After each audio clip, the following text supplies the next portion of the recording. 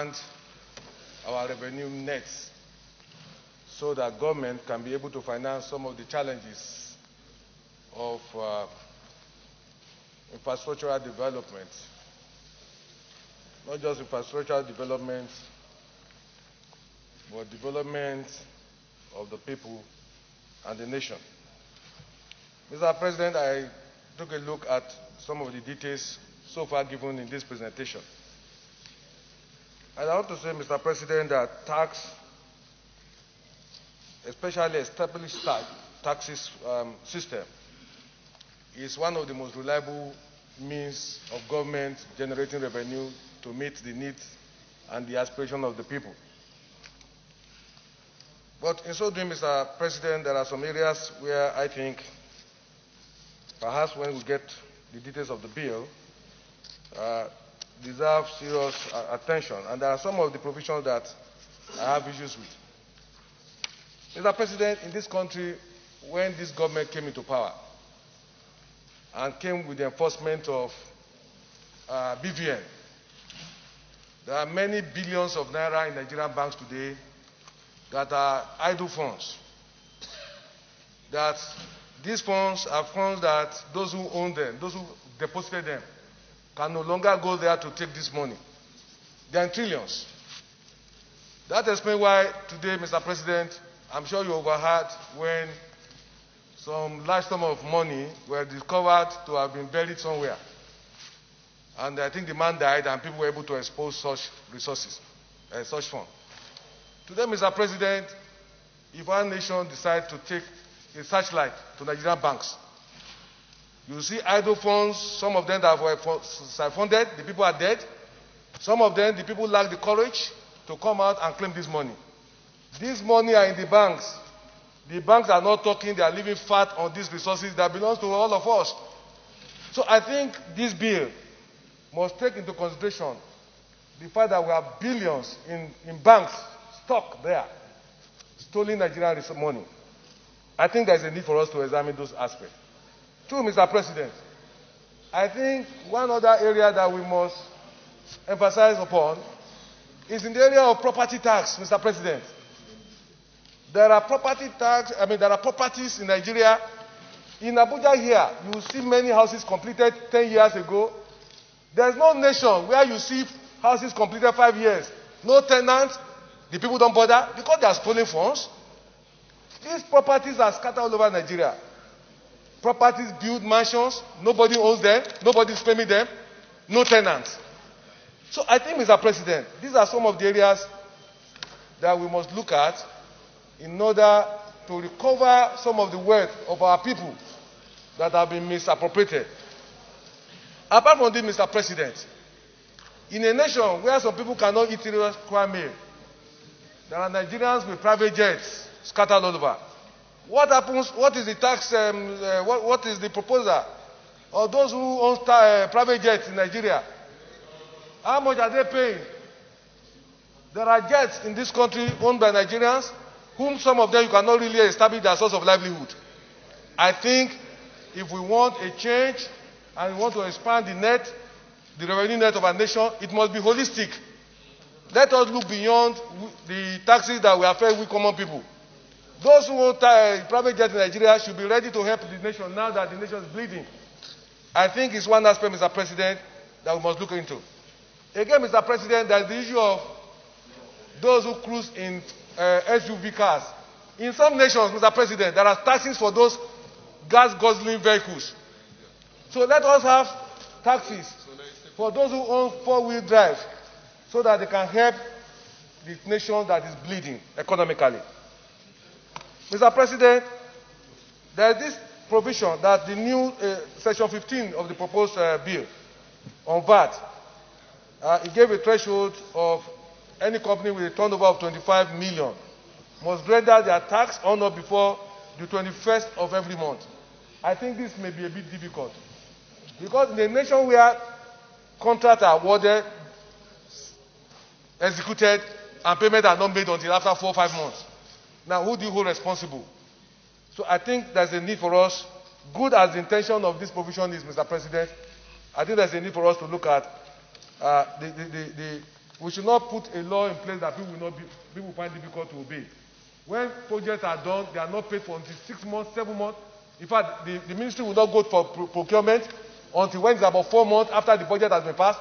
Now that the National Assembly has succeeded in maintaining a December deadline for passage of bills, of a money bill, you know, Mr. President, until last week, some contract in some of the zonal projects were just being awarded last week. Now, how do you now compare companies to give a turnover? I think this is one aspect, Mr. President, that we must look into. Mr. President, there is the provision for young graduates, companies. Distinguished, please round up now. Yes.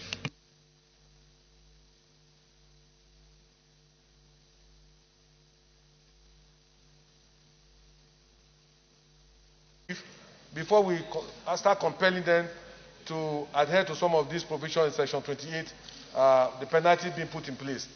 Good as it is, Mr. President, we expand our net, but let us expand the net not to consume the lowest of the low of the society, but let us start looking at those who have taken so much from the society.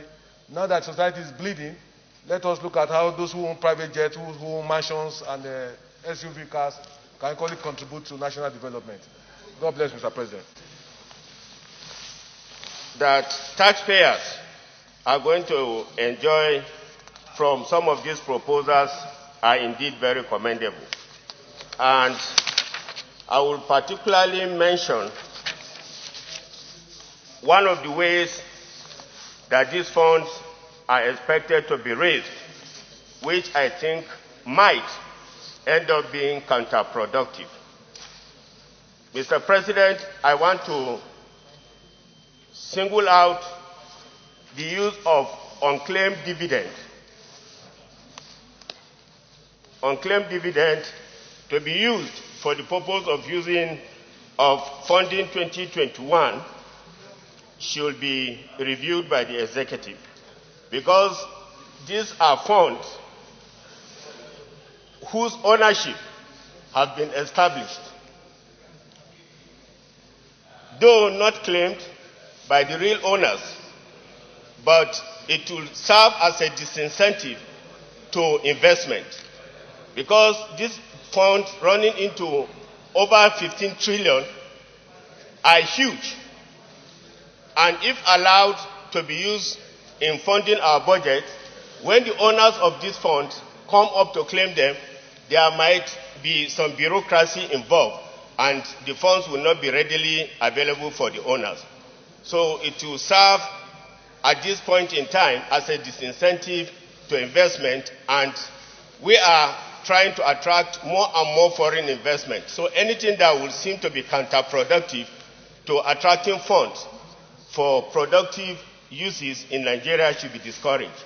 So I would want to call on the executive to single out this program and review it honestly. And we should also be looking forward to something like the pension fund administration that is done. And we all know the bad influences of pension. Right now we have a lot of problems with the previous pension system, which has led to the contributory pension scheme. So I will urge the federal government to look at something like the pension fund administration that is currently in place, which has proven to be worthy of emulation going forward. And we should, instead of lumping these monies that are unclaimed or are seen to be unclaimed dividend into government coffers, I think this should be discouraged. So I would want to particularly mention this for noting, and also for the Senate to call on the executive to review this. Deputy Chief Whip. Thank you, Mr. President, distinguished colleagues. I'm Alif Sabi Abdullahi. I represent Niger North Senatorial District. Mr. President, distinguished colleagues, let me first commend the executive for bringing this bill, and to say that, of course, this reflects a dynamic system that is responsive and, of course, ready to take the necessary action when the need arises. Because if the pandemic that came to rattle the economy and send everybody in a very difficult path has necessitated the need to respond again to amendment of this bill. And of course, the National Assembly, this night, Senate in particular, has made it very clear that we are ready to be very responsive, and that is why this bill is getting kind of accelerated hearing. So I thought I should make this point so that the Nigerian public is aware that, of course, we are very sensitive and alive to our responsibility. Now, one very important point that this bill seeks to attend to is to enable us tackle the issue of job creation through improved economic growth and, of course, mobilizing more domestic revenue to ensure there is infrastructural development. We all know very rightly that, of course, every economy is a product of the nature of infrastructure it has to drive it. And this government has made it very clear that they are ready to work on the infrastructural deficit that this government or this country is witnessing. So let me say very clearly, too, that from the submission by the lead debate, the issue of the small and medium enterprise being given a boost here in terms of relieving the tax burden on them and some of the compliance issues, I think is a very, very strong innovation. And when we come to look at the details of the bill, I will urge that we take a very good look at that. Because the small and medium enterprise in every economy absorbs more than half of the workforce. And where your small and medium enterprise is not doing well, then definitely you'll be witnessing very massive unemployment. And so I want to say that we should take note of that, so that when we come to look at the various provisions, those provisions must be such that they are able to at least stimulate further economic activity by our small and medium enterprises.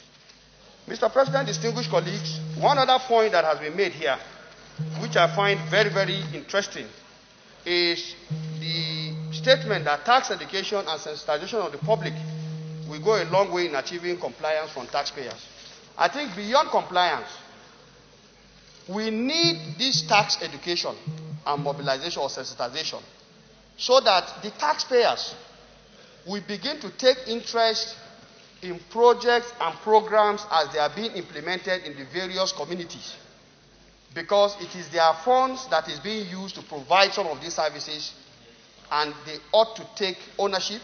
They ought to see that, yes, they give their maximum support, and it is only when this element of tax education is taken very seriously that we'll begin to get Nigerians participating, showing more interest in what happened as government through the ministries, departments, and agencies are implementing projects. And I think it will not be too much if we even ask that the relevant tax authority should begin to mainstream tax education through the primary and secondary curriculum. Because one thing that is certain is that there are many people who are out there, either they are evading tax or they don't even know what tax stands for. And so it will be in our own collective interest going forward that we increase the level of awareness and try to catch the young ones young enough to understand what tax is all about. That way, we will be able to get it right. Finally, Mr. President, distinguished colleagues, I hope and pray that the intendment of this particular amendment will be met, so that at the end of the day, we are aware that certain actions can also beget some unintended actions. So the committee must take note of some of these provisions so that at the end, we don't give a cure that is worse than the disease. Thank you very much. Senator Adiola, Salamu alaikum. President, distinguished colleague, there is need to be done in trying to review generally our tax system. As you all are aware, last year it was remarkable to note that at least we increased the VAT from 5 to 7.5%. And this year, the second leg of the transaction has been proposed, which has to do with failure of companies who have refused to remit their VAT income as at when due, to pay some certain penalty after some certain number of years, and the penalty has been moved upward from 5 to 10%. But basically, Mr. President, this goes to show that this government is very sensitive to the needs and the yearnings of its people, starting with the small-scale businesses. This year's provision takes a serious look into the small-scale businesses in terms of their commencement and their cessation period. These have been reviewed in this current tax provision that has been sent to the National Assembly for review. And this will go a long way to stimulate economy and encourage the development of the SMEs, that is the small-scale enterprises. Mr. President, distinguished colleague, you will quite agree with me that during last year, during the pandemic period, a lot of companies come to our intervention to the aids of the government. And as a responsive government, to whom much is given, much is expected, this year's provisions also take care of those corporate entities that have supported the government during the COVID pandemic period, and to give them some tax relief so that they can be able to recoup some of those funds that have been spent during this period. Mr. President, unofficially, the global economy is in, will I use the word, is in distress, or the global economy is collapsing as a result of the pandemic. And one of the ways to stimulate back this economy is to outspend ourselves out of this global economic depression which the entire world has found itself. And so I'm not surprised for this year's provision looking into the Public Procurement Act, so that we can put provisions in place that will enhance prompt execution of contracts of the federal government, which are very sensitive. And don't forget, they are extending this year's provision to both the judiciary and the legislature. And this will go a long way to stimulate the economy and see that we outspend ourselves out of this global downturn which the global economy has found itself. Mr. President, distinguished colleagues, don't forget that there is need for us to raise more funds. As much as I want to agree with my colleague that these particular provisions that are being proposed by the executive will tend to generate more funds, but not as we expect. Most of the provision contained in this document centers around granting of reliefs to most of the small companies, to major corporations, and basically, don't forget that there are a lot of Nigerian goods that tends to come into this country that have been going through Cotonou and all other neighboring countries.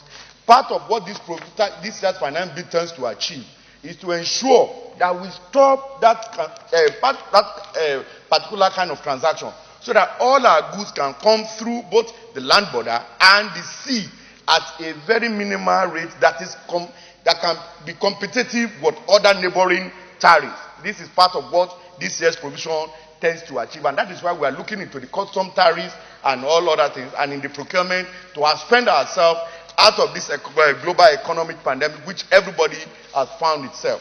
And don't forget, Mr. President, distinguished colleagues, the vaccine for COVID has just been officially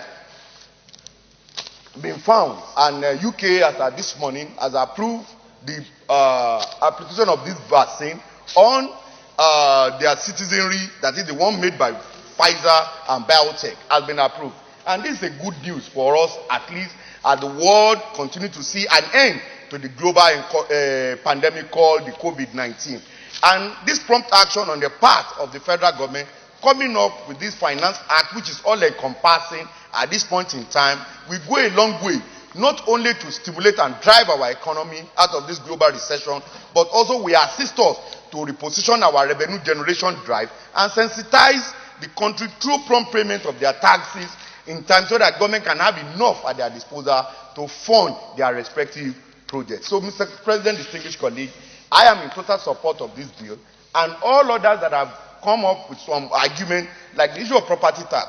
Property tax is within the jurisdiction of the state government to assess. It's not within the purview of the federal government. While that of the Abuja reside with the FCT, Federal Inland Revenue Services, to look into. But that affect the federal government is what is contained in this provision, and I believe we should all support so that at least a good job can be done and we can bring our economy back online. Thank you, Mr. President. So before us. Mr. President, I haven't seen the react, but it's not captured here. I can't see it. What I've seen here is the cost to revenue for government-owned enterprises, which we agree that some of them need to be amended. But the deficit ratio to revenue is not presented here, and that is very important. Otherwise, the government will be seen to be breaching the very statute that we passed here, that says that the deficit ratio to revenue should not be beyond 3%. What we have in the budget is 3.6. So we need to amend the Fiscal Responsibility Act to accommodate that. I can't see that here. Now, I want to... Solomon, you are saying no? I see you. Oh, it's okay. Now, except that is in the details, we'll look at it. The amendment of the Procurement Act, like he said, Mr. President, you will observe that most time government agencies and ministries will have to take money back at the end of the year because of the difficulties that the Procurement Act have presented over time. And so there's the absolute need for us to make the Procurement Act to accommodate the system so that we don't have a situation where year in, year out, you hear that procurement is a problem. Most of the ministries, now up till now, we're in December, most of the MDS are still pursuing the procurement process for them to assess money. So I think government has done well, if in the details that is addressed, so that they can make it a bit flexible, so as to avoid returning money when projects are outstanding and not handled. Finally, Mr. President, I want to touch on what the new section 15 of VAT has been exposed here by Senator Smart. Mr. President, the reason why the CBN monetary policy have not achieved the desired result is because most of the people are operating outside the banking system. So it has become very difficult for CBN to track the entire money that is within the system. And if we provide certain provisions that will further drive people down to operate outside of the banking system, that can become very problematic as we move on. There's the absolute need for the CBN, when they are engaging in taking monetary policies, that those reflect, at least not completely, but almost near the reality of the situation. And so this section 15 of VAT, I think when we come to look at the details, there's the need for us to critically look at this so as to make it more flexible so that people don't go outside of the banking system to keep stash of money in their houses. Mr. President, finally, you have what economists call people. A large number of Nigerians live within what the economy is called autonomous consumption. Those are people who wake up in the morning and come to National Assembly hoping that they will walk into Senator Aliu and get 5 naira or 50,000 to go and eat. Mr. President, how do the tax system capture people who are living in this autonomous consumption? So I think that why we are doing this, because they constitute a large chunk. Day in, day out. It's not just here. When you walk out of this place, all of them feed the corridors of the National Assembly. What they get is... Do you mean they should pay tax? There is no economy that does not capture such people. If we don't, because you can find them, they're almost 40%. And so if we are trying to look for money, there must be an innovation where people who are living within these autonomous, what they call autonomous consumers, must be somehow captured within this so that... Well, captured for what purpose? To pay tax?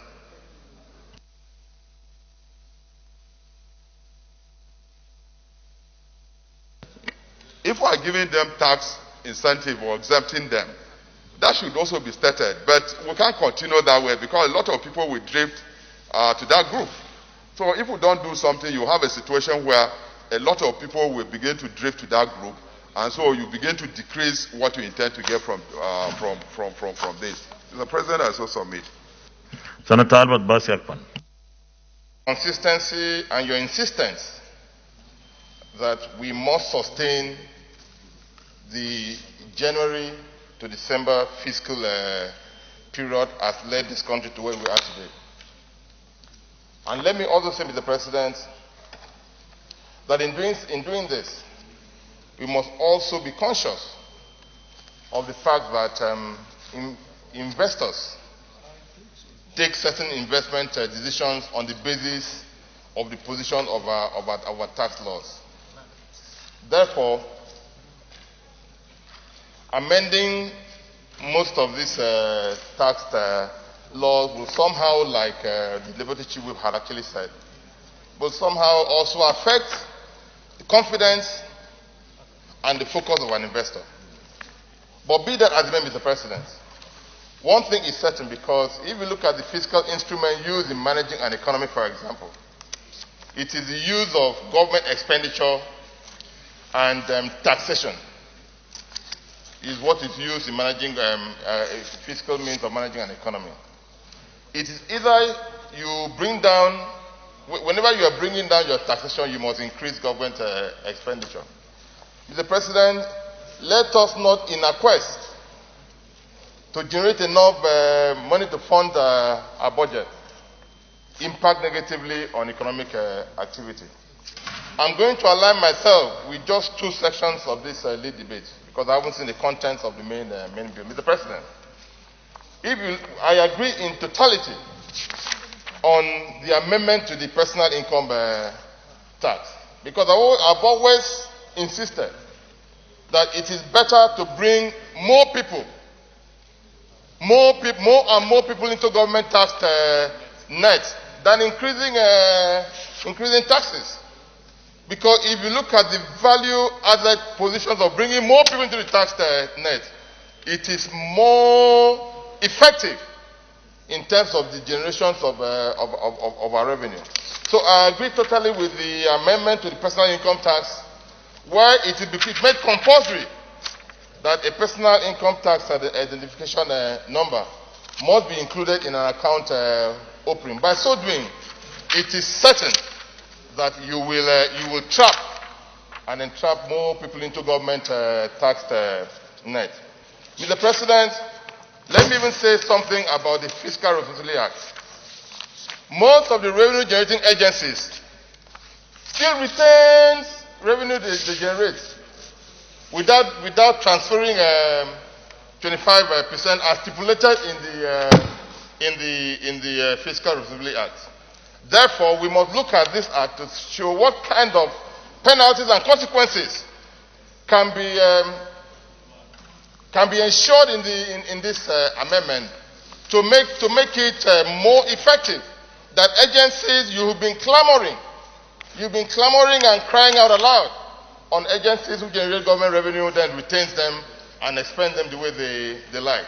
So this is the time for us as a National Assembly to put in place and ensure and enhance those penalties that will make it unbearable for any agency who generates government taxes and does not remit in line with the provisions of the Extant Act.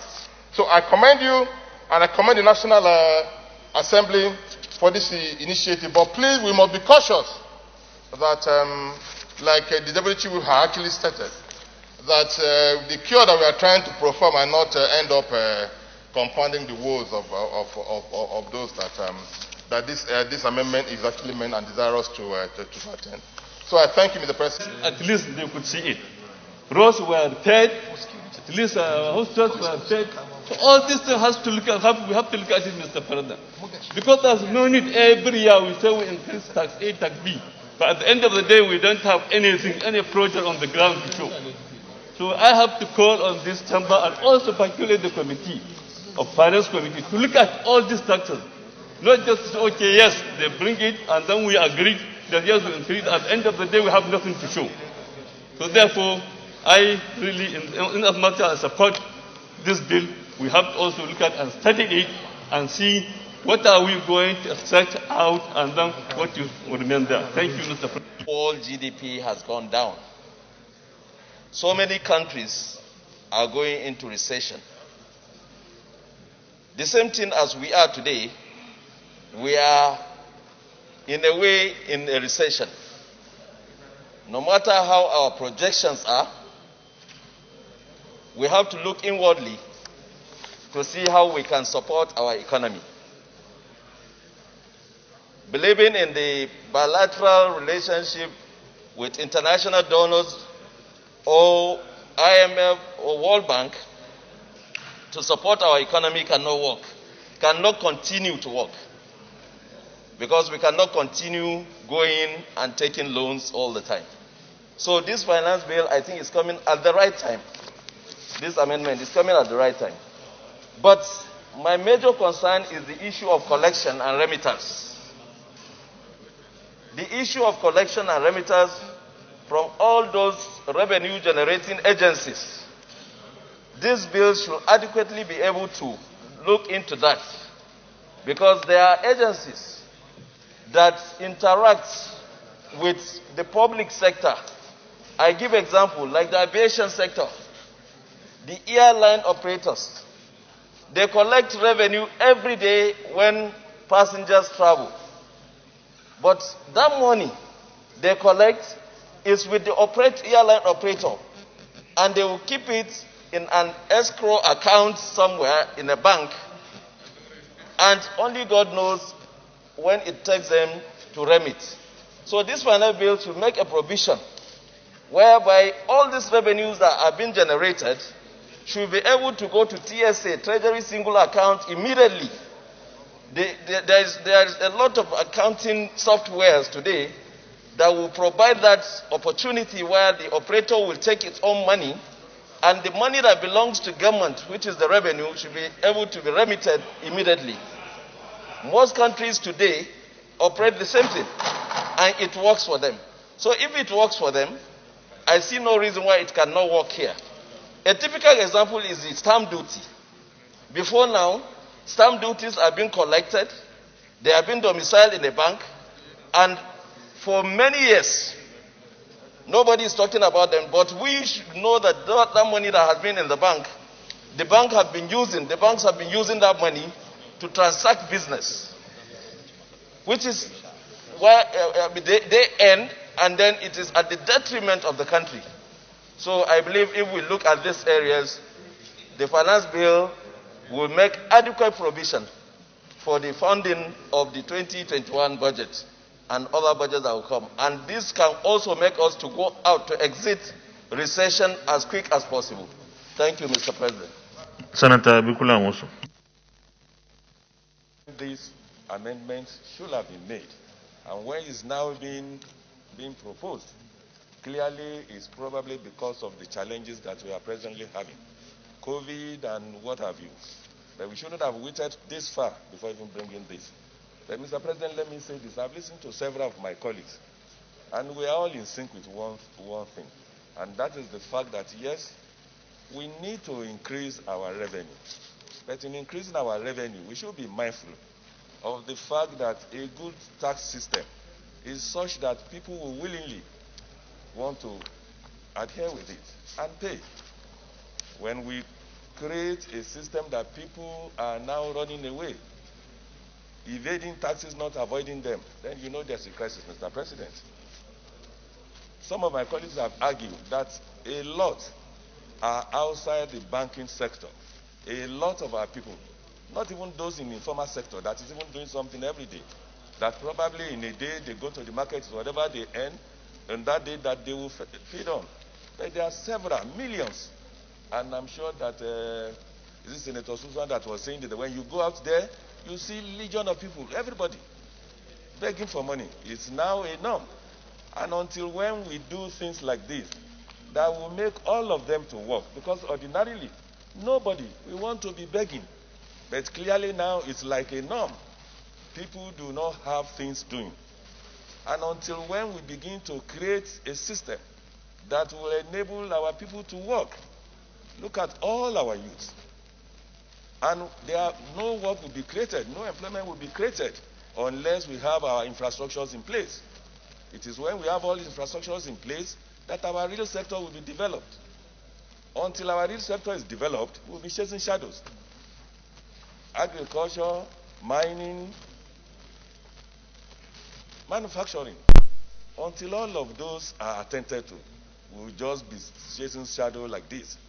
Mr. President, I've looked into this again and again, and I noticed that we should begin to encourage, which is what this amendment is seeking to do, encourage our medium and small scale enterprises, our MSME, micro, small and medium scale enterprises.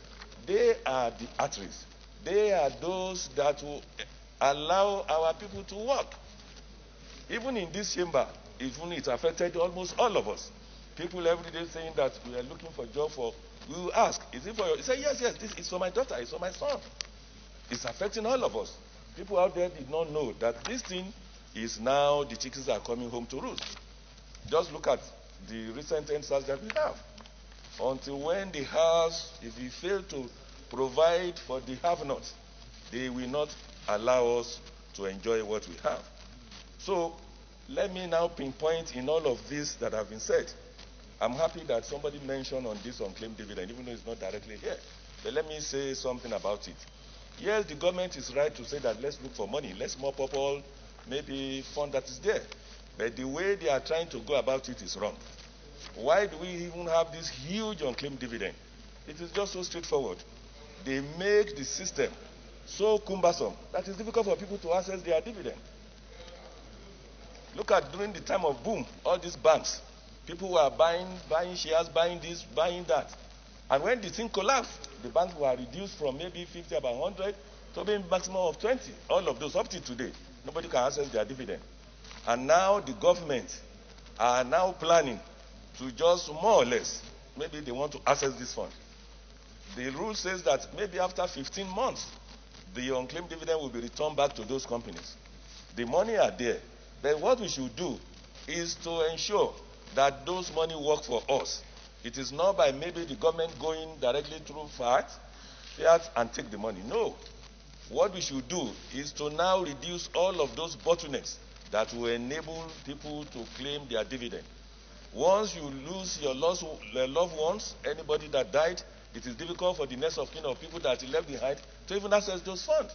And until when those are done, we'll continue to do like this. Look at our pension fund. We have huge amount of money there. These are money that should have been used, but people don't have confidence in the system.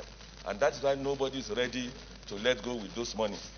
And until when we have access to all these risk-free funds that are just there idling, doing nothing, we will continue to chase shadows like this. I have looked into what we are trying to do.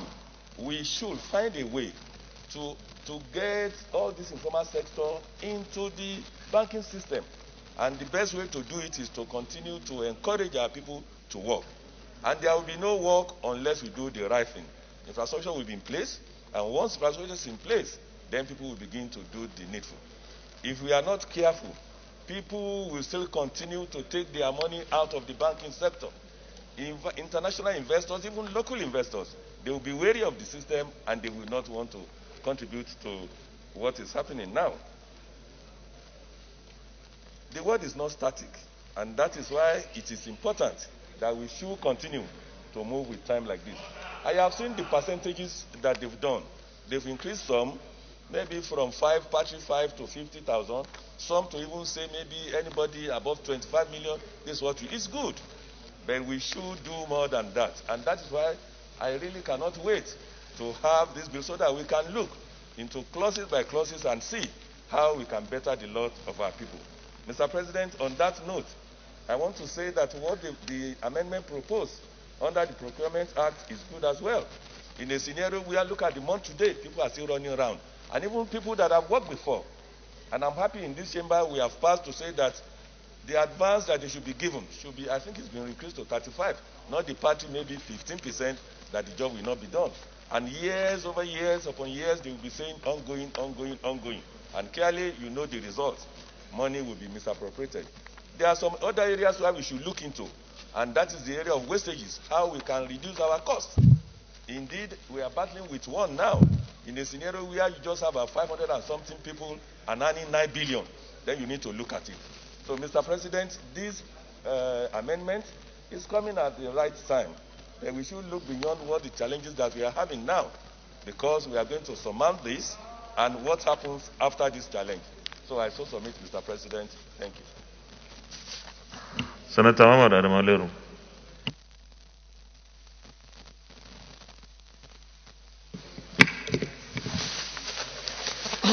Thank you, Mr. President, distinguished colleagues.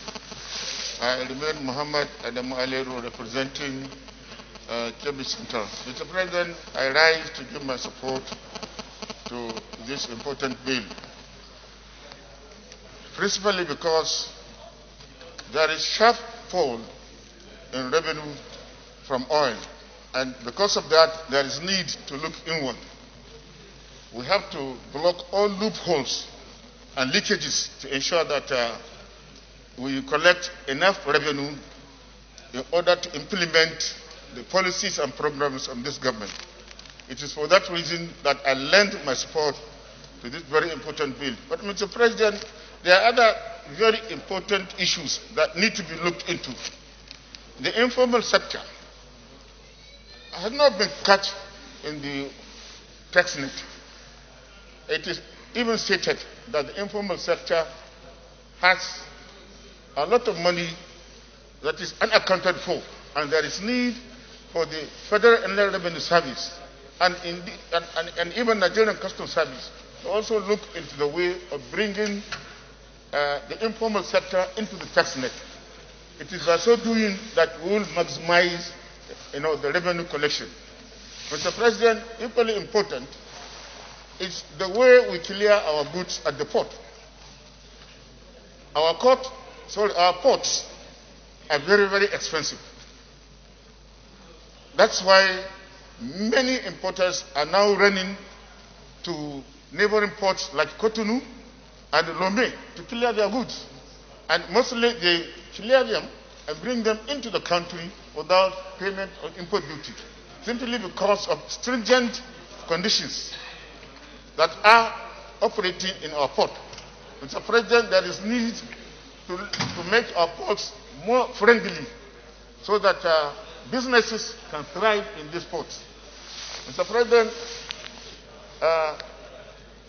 the issue of penalties that is proposed is good. The issue of penalties that is being imposed is good, so that there will be compliance. People have been very, very negligent. They have been complacent. They collect VAT and they fail to remit it into the FRIs. Many companies are doing that. Many banks are also at fault in doing that. When this bill is passed into law, it will certainly reduce this kind of practices, and more revenue is coming into the government coffers. Mr. President, when we come to the issue of import duties, I think there is need also to look at ways and means of reducing import duties. The more import duty you impose on imported goods, the more likely it is for importers to evade customs duty. And that is why a number of them are taking their goods to neighboring ports where they pay virtually nothing to bring in these goods. So there is need for us to look into the way we can reduce import duty so that importers can be encouraged to bring in their goods and clear them with relative ease. If we do that, Mr. President, it will bring a lot of sanity into our ports, and it will also increase the revenue collection, by customs service. Mr. President, the budget of 2021, there is just no way we can realize that revenue without improving revenue collection within the country. The oil revenue has gone down, and it is expected that it may not likely go up in the next 3 to 4 months. So the best way now is to look inward. It is for that reason that I support this bill, and I urge all my colleagues to do the same. Thank you. Senator Ishakwabo. Appeal for caution as we deliberate on this finance bill. Mr. President, very distinguished colleagues, I'm more conscious of the fact that most countries are dependent on taxation for their economy, but most of these countries are the countries that are not as endowed as our country in terms of natural resources. Today, those natural resources have been largely mismanaged, and then we are reverting to the issue of using tax regime to raise revenue. That's fine. But in doing this, Mr. President, let me appeal that whatever we do with taxation must be people-friendly. We are here representing our constituents and ordinary people of Nigeria. It is our primary responsibility to ensure that no tax regime will be oppressive to the cause of our people. And I believe that one way to ensure that this happens is to interrogate this bill largely and put it into the public domain and have an extensive public hearing on this so that Nigerians will be able to make their input. Yes, we are trying to raise money for government to implement the budget. That budget is for the ordinary people of Nigeria. We are going to tax people to raise this money. Those who are taxing our people, our constituents. So they need to make sufficient input before the final product of this particular bill. Mr. President, there are several areas the government can tap in to be able to raise money to finance the budget. I'm aware, and you're also aware, that if you make a cash transaction in the bank, you pay a penalty. Nobody has asked what happens to this penalty. Does it go to the bank or does it go to the government? These are the things I would like the Finance Act to be able to deal with, because such are huge monies that can help the government in raising some of the revenues they are looking for, instead of taxing the ordinary people in manners that is oppressive. So I believe that we need to look at this bill critically. We need to put it into the public domain and allow sufficient people to contribute. We must not hurry this bill, because doing so will be oppressive. And I do hope that even if we are unable to pass this bill before they pass the Appropriation Act, this bill will still be relevant for subsequent years. It is important that we put it into public test and see what the Nigerian public says, so that we do not in any way dislocate ourselves from the people that elected us to be here. So I believe that it is important to support a bill such as this, but we must ensure that the people of Nigeria are ordinarily carried along. And I hope and believe that this Senate has always done that in the past, and will have opportunity, even at this time, to do it again. This is my submission. Senator Yusuf. I call it tax reform bill in the sense that everywhere in the world today, every country is trying to reform its own tax laws and tax policies. Mr. President, sir, I dare say, in this country, it is the poor that is subsidizing the rich, because the rich are always in a position to protect their own interests by making sure that the tax they pay is actually not commensurate with the revenue that they have. As I look around here, sir, 80 to 90% of what we wear is foreign. And that has been draining, the meager foreign exchange that we have in this country. So this tax reform bill, I should want to see it to discourage our own interest in foreign goods, in foreign textiles, in foreign, even services that we have, unless where it is absolutely necessary that we should use them. Examples are, we have so many luxury items. Example, DSTV. For me, it is a luxury item. There are nearly, 1 million or over 1 million subscribers, and many of them are subscribing to the tune of 15,000 naira, 18,000 naira, 20,000 naira a month. That is one area that we should look into, to tax those high bracket bundles that we subscribe. And also, this tax reform bill, by looking at all these areas, we should find a way of using the tax reform to diversify our economy. We have been trying to do this thing since 1986, probably since 1979, but we have not gotten it right. And the reason is because the rich are protecting themselves to the extent that they do not want to participate in effective diversification of this economy. So we must use this tax reform to diversify the economy. Otherwise, as we continue to rely on crude oil, we'll continue until we go to a stage where we get stuck and we cannot go any forward. So, Mr. Chairman, my distinguished colleagues, it is my own support for this second reading of the bill, and at the same time, we must adjust even the VAT. I don't see any reason why we should have, even though it is ad valorem, but I don't see any reason why we should stick to a certain percentage for everything. We should have a progressive, VAT regime in this country.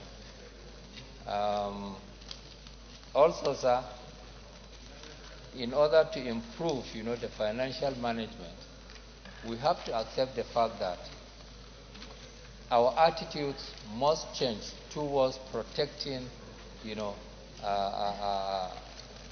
the poor by taxing the rich more, because they are enjoying the luxuries at the expense of the common man in this country. Mr. President, sir, this is where I have to emphasize. We diversify the economy through the tax reform. At the same time, we have redistribution of income through the tax reform in favor of the poor. And also, we reform this taxation in order to protect our local industries.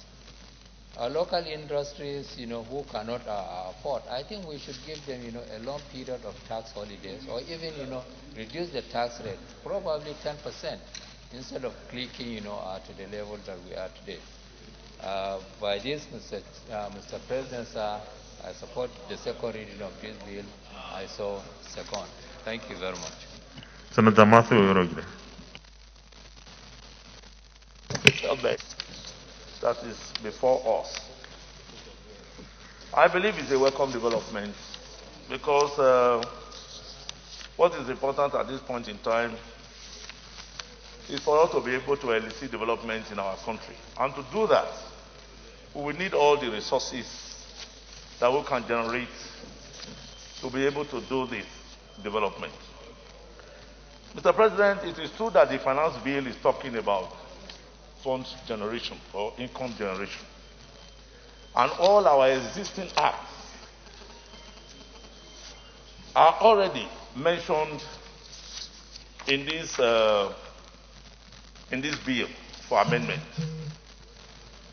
One would have expected to, just like Senator Cliff, Madam Awa, former PDP senator, said, I just believe that if we take in all these resources into the store, and the utilization of these resources are not equally well guided by law, all these efforts will be in futility.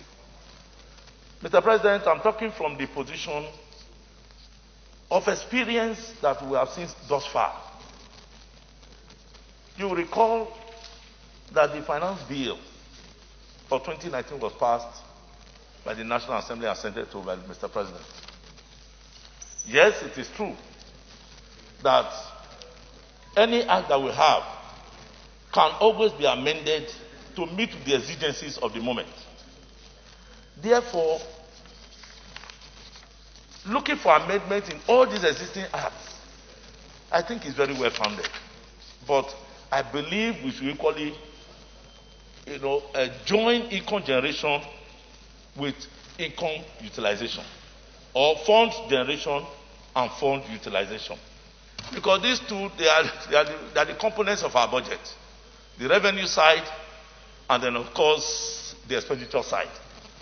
If we generate all this money, making amendments, and we do not utilize them properly, it will be exercise in futility. So, any of these are acts, Mr. President. The Finance Act must equally be attached with the audit bill, so that the federal audit bill, so that utilization of our resources, we will ensure transparency, we will ensure accountability, we will ensure economy. This is one thing we just must do. Number two, Mr. President, I want to go to the specific issue of the Fiscal Responsibility Act of 2007. Today, that is the act, the only act that we have that tends to have a consequence for the wrong use of public funds. We don't have any other act today. Maybe in our criminal or penal code, we have other things that have to do with stealing public funds. But when it comes to the issue of violation of our acts, there are no serious consequences in any act that can be meted out to any accounting officer or any government agency or MDA. So, Mr. President, the Fiscal Responsibility Act, when I got in, Senator Ababasi was making a submission. The submission was make reference to Fiscal Responsibility Act. In that act, I think section 18(2)(a), specifically speaking, talks about operating surplus. The act is very clear, because all this issue of generating funds, that is the one specific place in our act that has to do with remitting 80% to government coffers and 20% to be retained by the MDA. If there is any malfunction in this, if there is anything that is negative about observing the provisions of this act, that same act says that the offending officer will refer to the Attorney General of the Federation for possible prosecution. That is, again, you can see it's nebulous. Till date, there is no person that has been referred to the Attorney General for the Federation for prosecution for violating the Fiscal Responsibility Act. So anything that we are doing, the amendment of this act, we must address that provision of the act.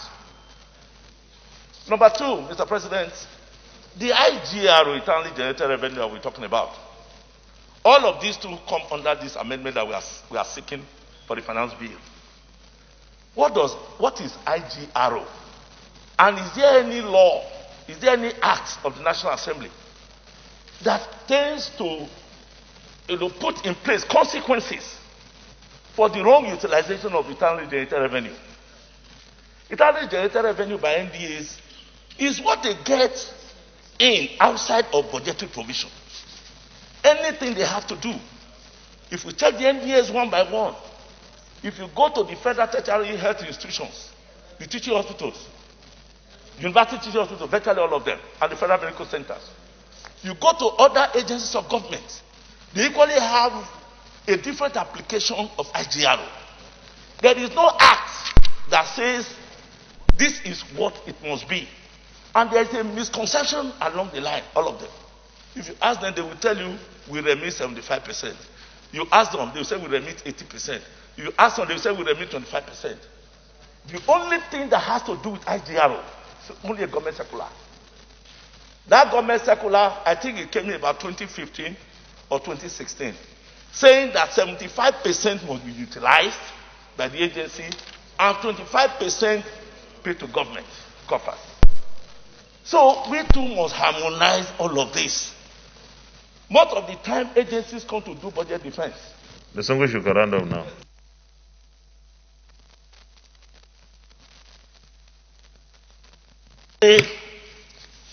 We want to find out budget utilization previous year.